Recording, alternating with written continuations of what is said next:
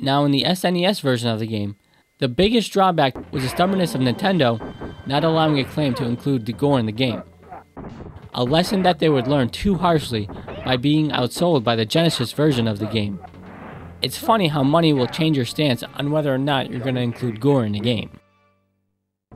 Compared to the Genesis version, the SNES definitely looks more authentic to the arcade.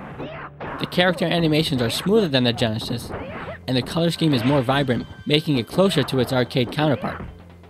Though the SNES does look a bit more vertically squeezed when you compare it to the arcade. For the most part, the SNES version is more authentic as far as sounds and music.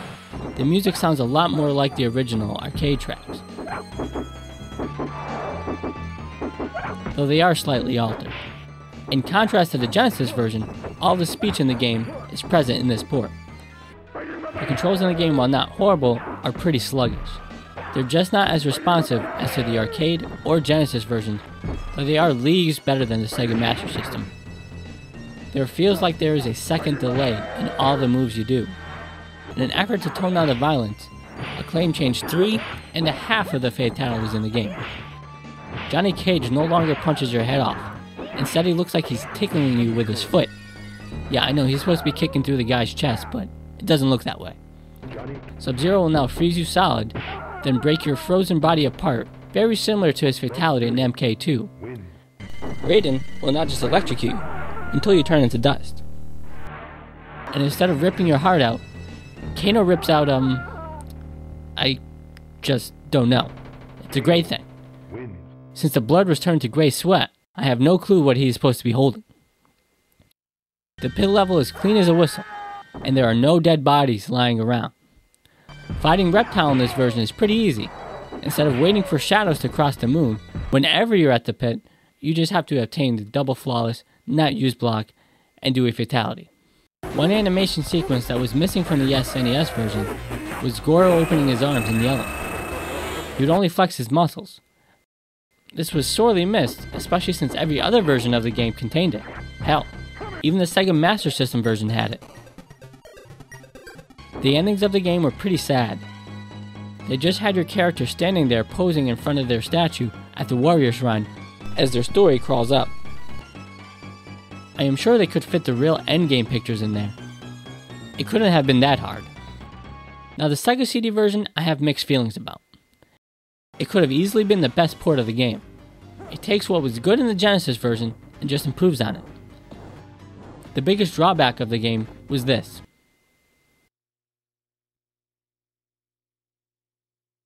CD technology really sucked.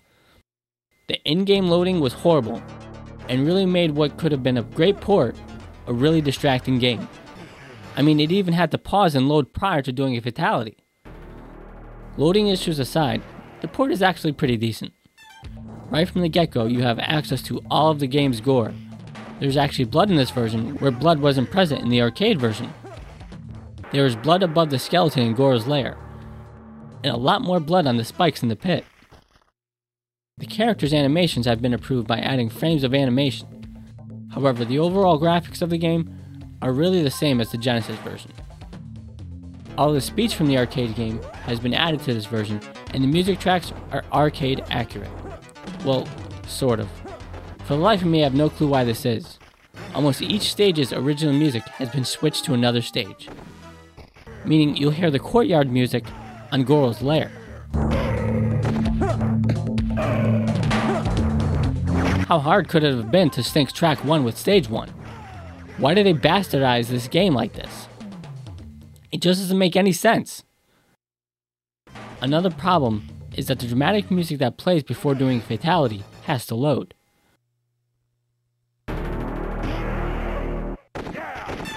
Which makes the music really lose its effect.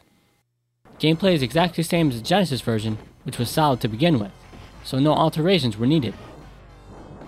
You could even enter the same Dullard code to get the cheat menu. Sitting through Shang Tsung's fight is almost impossible, due to him having to load each character every time he moves. This was actually even a problem with the later CD-based Mortal Kombats. One thing that is missing, which is actually good, is when you beat Shang Tsung, he doesn't lose all the souls from the other characters. If they did implement this, I would probably have to shoot myself due to having to sift through the freaking loading times. Now that I have gone through the major differences between these ports, let's take a look at some of the comparison videos of what we talked about, and see some more variations between these ports.